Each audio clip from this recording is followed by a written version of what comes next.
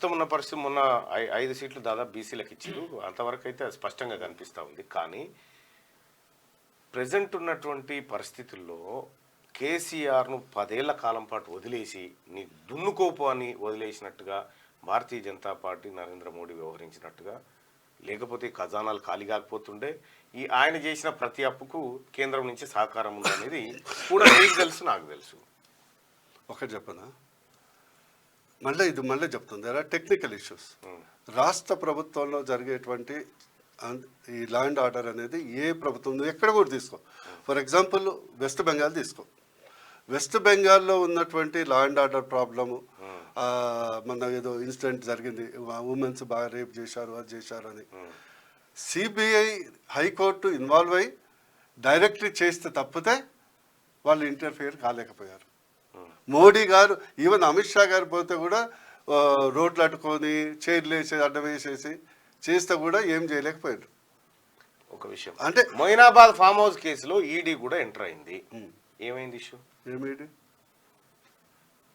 ఇక్కడ తెలంగాణ రాష్ట్ర పోలీసు విషయం ఏంటంటే కోట్ల రూపాయలు చేతులు మారుతా ఉన్నాయండి. 50 లక్షలు దాటితే ఈడీ ఎంటర్ అవుతుంది. 50 రూపాయలు కూడా దొరకలే కదా అక్కడ.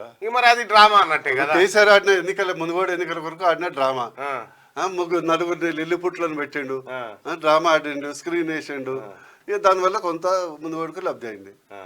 మీకు తెలుసు, నాకు తెలుసు కదా. మునుగోడుకు లబ్ధి అయిందా, దేనికి లబ్ధి అయిందా తర్వాత, కానీ మీ ఇద్దరిలో మాత్రం ఎందుకో డౌట్ గా అనిపిస్తా ఉంది. లేదు, మీలాంటి ఇట్లాంటి అలిగేషన్స్ వల్లనే తెలంగాణ రాష్ట్రం కొంత నష్టపోతుంది. ఇప్పుడు అట్లీస్ట్ పార్లమెంట్, నా రిక్వెస్ట్ ఏంటంటే పార్లమెంట్ ఎన్నికల్లో 100% పార్లమెంట్ ఎన్నికలు కానీ ముందు కానీ మీరు ఏమి చెప్పారు, అలయన్స్ ఉంటుందని చెప్పారు.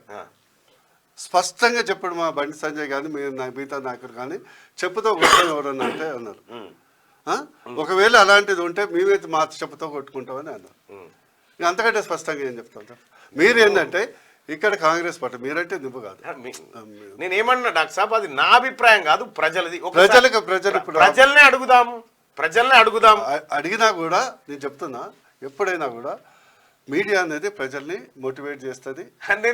మోటివేషన్ అంటలేదు, మీరు ఇప్పుడే అన్నారు ప్రజలు తెలివి కల్ల వాళ్ళు, ఎవరికి ఓటేయాలో తెలిసిన వాళ్ళు. నేను చెప్తున్నా కదా, ఈరోజు కాంగ్రెస్ గెలవటానికి కొన్ని పత్రికలు, కొంత మీడియా ప్రజల్ని నమ్మే విధంగా చేయటం చాలా అయింది. కానీ మీకు 6 నెలల తర్వాత సినిమా కనిపిస్తుంది. ఎందుకంటే కనిపిస్తుంది అంటే ఇక్కడ హామీలు అమలు చేయలేదు. సెకండ్, టీఆర్ఎస్కు సంబంధించింది నా రిక్వెస్ట్ ఏంటంటే దయచేసి ఆ ప్రస్తావన కూడా తేవద్దు. నేనేమంటున్నా, ప్రస్తావన కూడా ఏ ధైర్యంతో లక్ష్మణ్ గారు 6 నెలల్లో తెలంగాణ రాష్ట్రంలో ఈ ప్రభుత్వం కూలిపోతుందని చెప్పింది. నేను ఒకటి చెప్పనా? చెప్పండి. బీజేపీ ఫిలాసఫీ ఏంటంటే నాకు తెలిసినంత ఎవరిని కావాల్సుకొని కూలగొట్టారు.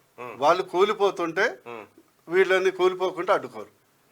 Same thing any state you take it. చాలా టెక్నికల్ గా మంచిగా ఏది మీరు చెప్పే పదము అద్దుతలేదు, ఖచ్చితంగా అద్దుతుంది. విషయం ఏంటంటే ఏ ధైర్యంతో మీ దగ్గర ఉన్న 8 సీట్లు ఎవరిని కలుపుకొని కూలకూడదామని ఆలోచన. మాకు మేము వచ్చేది మా టార్గెట్ ఒకటే, మా అధిష్టానం కానీ నాలాంటి వాడు టార్గెట్ ఒకటే. నెక్స్ట్ వచ్చే అసెంబ్లీ ఎన్నికల్లో ప్రజలు ఎట్లా కాంగ్రెస్ వ్యతిరేకిస్తాం. కేసీఆర్ గారి మీద ఎలాంటి సానుభూతి ఇప్పటి వరకు లేదు. వాళ్ళలో ఏ మార్పు కనిపించినట్లు నాకైతే అనిపించట్లేదు. అవునా కదా? అంటే మార్పు రాదు కూడా.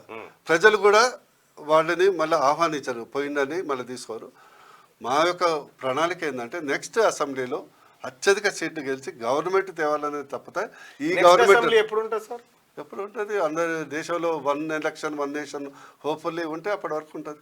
నేనేమంటున్నాను, ఇప్పుడు 6 నెలల్లో ఈ డబుల్ ఇంజన్ సర్కార్ రాబోతా ఉంది అని అంటే మీ ఇంజన్ ఇడ లేనేలేదు కదా.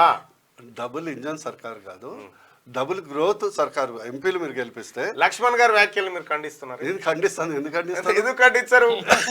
6 నెలల్లో వస్తుందని ఎట్లా చెప్తారు మీరు? అరే ఒకటి, వాళ్ళు మా గవర్నమెంట్ వస్తుందని మేము చెప్పలే. కాంగ్రెస్ కష్టాల గవర్నమెంట్ వస్తుందా? మీ మిత్రుడు కేసీఆర్ లేదా వచ్చి ఉంటే కదా. దీని తర్వాత ఎవరెంత షేర్లు పెంచుకుంటారో, ఇటు కాంగ్రెస్ నోరు వేసుకొని రేవంత్ రెడ్డి ఆల్రెడీ 15 మందికి ఆయన టార్గెట్ పెట్టుకొని కూర్చున్నాయి. వాళ్ళు చెల్లా చెదురు అవుతారు. ఈ పార్లమెంట్ ఎలక్షన్ కానీ కానీ కేసీఆర్ ఏ ఒక్క రోజు కూడా భారతీయ జనతా పార్టీకి సంబంధించినటువంటి ఏ ఒక్క ఎమ్మెల్యేని తీసుకోలేదు. తీసుకోవటానికి అవకాశమే లేదు కదా. ఎందుకు? భారతీయ జనతా పార్టీలో కల్చర్ ఉంటుంది లేదా, లేకపోతే కల్చర్ ఉంటుంది. ఇక్కడే కాదు, ఎక్కడ ఏ రాష్ట్రంలో కూడా ఇక్కడే కాదు, ఏ రాష్ట్రంలో ఉన్న బీజేపీ ఎవడో ఒకడో అరదు, కానీ బీజేపీ ఇన్ జనరల్ ఏంటంటే cadre based party, principled party. నిజంగా ఇక్కడ ఎమ్మెల్యే పోతే వాడు సోషల్ అవుట్కాస్ట్ అవుతాడు, సోషల్ అవుట్కాస్ట్ అవుతాడు. అందుకొరకు ఏ ధైర్యం ఎవడు కూడా మనసులో ఉందా అంతో ఇంతో ఆ ధైర్యం కూడా చేయడు. మెజారిటీ ఆఫ్ దమ్ సిద్ధాంతపరంగా వస్తారు.